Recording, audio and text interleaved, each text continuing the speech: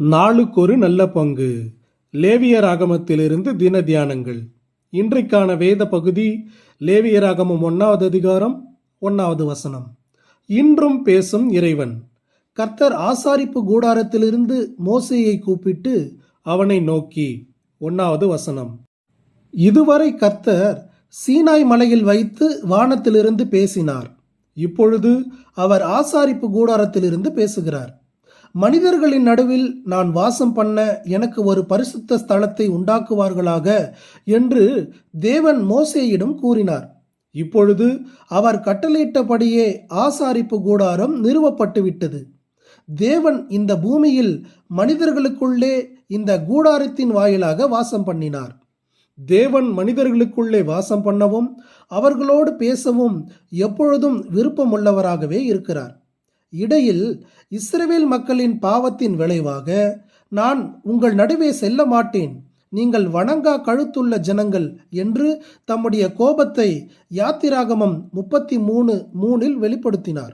ஆயினும் மோசேயின் மன்றாட்டின் விளைவாகவும் தேவன் தம்முடைய கிருபையை மக்களிடம் காட்டியதின் விளைவாகவும் என் சமூகம் உனக்கு முன்பாக செல்லும் என்ற வாக்குறுதி அளித்தார்.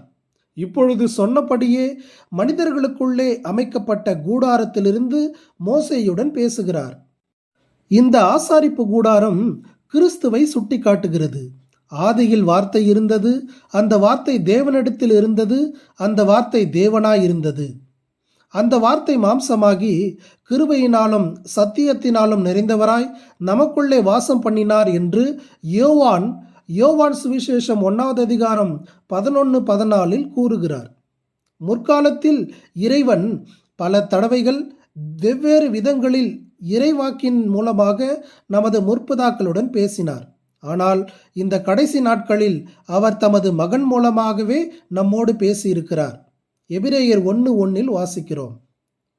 கிறிஸ்துவே முடிவானதும் இறுதியானதுமான வெளிப்பாடாக இருக்கிறார். இனி வேறு ஒரு வெளிப்பாடு மனிதர்களுக்கு கொடுக்கப்பட போவதில்லை. இவர் மனிதராக இவ்வுலகத்தில் வந்தபோது மனிதர்களுள் ஒருவராக வாழ்ந்து பழகி பேசினார். ஆகவே இஸ்ரவேல் மக்களை காட்டிலும் நாம் அவருக்கு செவி கொடுப்பதில் அதிக விருப்பமுள்ளவர்களாக இருக்க வேண்டும். மேலும் நீங்கள் தேவனுடைய ஆலயமாய் இருக்கிறீர்கள் என்றும் தேவனுடைய ஆவி உங்களில் வாசமாய் இருக்கிறார் என்றும் அறியீர்களா என பவுல் கொரிந்து திருச்சபைக்கு எழுதுகிறார். ஆகவே ஒவ்வொரு உள்ளூர் சபையும் இன்றைக்கு தேவன் வாசம் பண்ணும் ஆலயமாக விளங்குகிறது. பழைய ஏற்பாட்டை போல தேவன் ஒரு கூடாரத்திலோ அல்லது கட்டிடத்திலோ அல்ல. அவரால் மீட்கப்பட்ட விசுவாசிகள் எங்கெல்லாம் கூடி வருகிறார்களோ அவையெல்லாம் அவர் வாசம் பண்ணுகிற ஆலயமாக மாறுகிறது. இஸ்ரவேல் மக்களை காட்டிலும் நாம் எவ்வளவு பாக்கியமும் ஸ்லாக்கியமும் பெற்றவர்களாய் இருக்கிறோம் என்பதை எண்ணி பார்ப்போம்.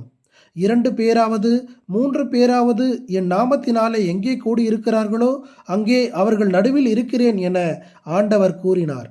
அவருடைய வார்த்தையை நாம் மெய்யென்று உணர்வோமானால் சபையில் நம்முடைய நடை, உடை, பாவனைகள் எவ்விதமாக அமைந்திருக்கும்? நம்முடைய எண்ணங்களும் சிந்தனைகளும் யாரை பற்றியதாக இருக்கும்? அவர் இன்றும் நம் நடுவில் பேசிக் கொண்டிருக்கிறார். எனவே அவருடைய சத்தத்திற்கு செவி கொடுப்போம். ஆமேன்.